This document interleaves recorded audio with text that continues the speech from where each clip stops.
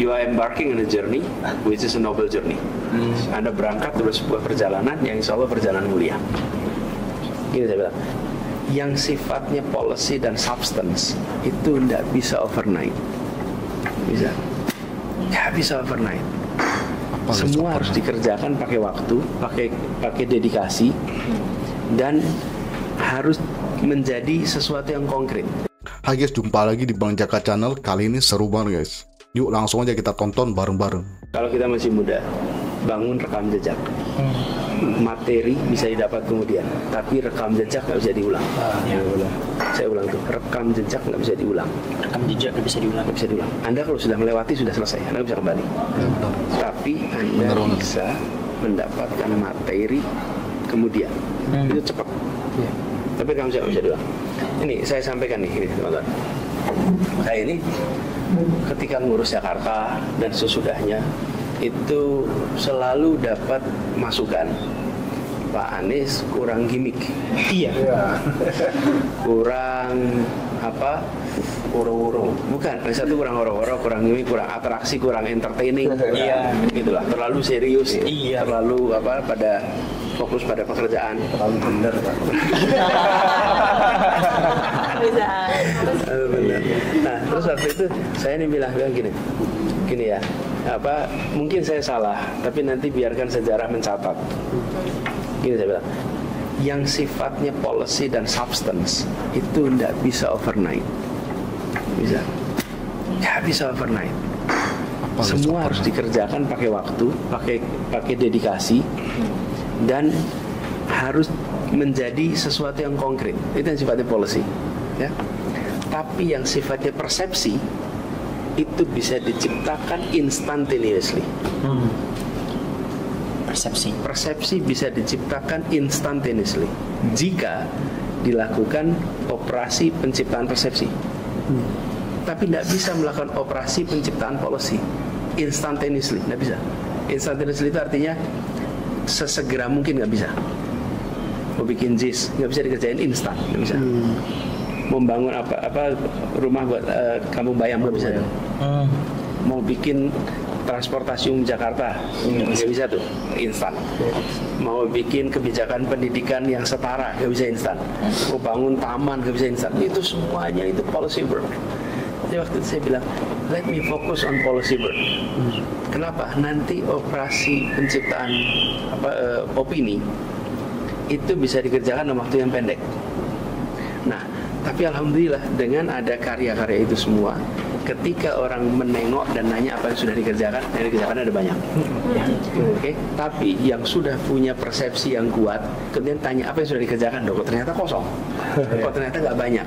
Itu menurunkan kredibilitas, menurunkan kepercayaan. Jadi itu membentuk rekam jejak yang membutuhkan waktu. Nah, jadi kalau teman-teman sekarang bangun rekam jejak, nanti ketika dibuka rekam jejaknya, your rekam jejak ada sesuatu yang bisa ditunjukkan. Nih, saya melakukan ini, saya melakukan ini. Lalu terjadi terbuka ya ini ya. Iya. Maafin. Jadi rekam jejak itu akan membuat kita, oh ini saya pernah begini. Dan itu yang kemudian membuat nilai kita sendiri menjadi tinggi. Itu yang membuat kita punya nilai yang tinggi. Nah, memang kemudian seperti sekarang nih, saya tidak pernah menduga juga ada humanis yang membantu. Ada teman-teman muda nih kayak Bulan, kemudian Vina bantuin untuk komunikasi teman-teman muda yang. Nah sekarang kemudian teman-teman semua nih, please help to tell the truth. Tidak, saya kira-kira gini, nggak usah melakukan fabrikasi karena kita punya materi. Kalau nggak punya materi, bikin fabrikasi itu karang-karang. Tapi ini ada materinya kok, gitu. Ada materi, rasanya kita bisa tawarkan. Saya baru deklarasi itu sebenarnya baru semalam apa? Dan alhamdulillah di TikTok soalnya. TikTok kan markas sebelah. Ya, saya baca comment section lumayan bagus. Akhirnya menentukan pilihan ngekor aja, ngekor. Alhamdulillah. Terima kasih. Jadi sepertinya biar ini nanti impactnya langsung Pak Anies, kayaknya perlu bikin konten masing-masing di Pak Anies 30 detik. Siap. Ya. Boleh. Anies kan sepertinya kayaknya abis ini ada acara lagi Pak Anies. Iya, Jadi saya ada mungkin- persiapan debat. Betul. Sebetulnya mulai jam 8. Cuman biasalah subuhan ini sampai zuhur nih. Iya Pak Anies. Dan teman-teman saya ingin sampaikan ya teman-teman semuanya. Nanti ketika teman-teman di luar sana kan tentu akan berhadapan dengan Iya. komentar, kritik, serangan. Begini, itu tidak akan pernah berhenti. Itu nggak akan pernah berhenti. Jadi ini saya itu ketika ngalamin ini sekarang sih saya udah ngalamin bertahun-tahun ya. Iya. Jadi udah ada imunisasi panjang. Jadi Udah kebal Pak Anies ya. udah lewat ya.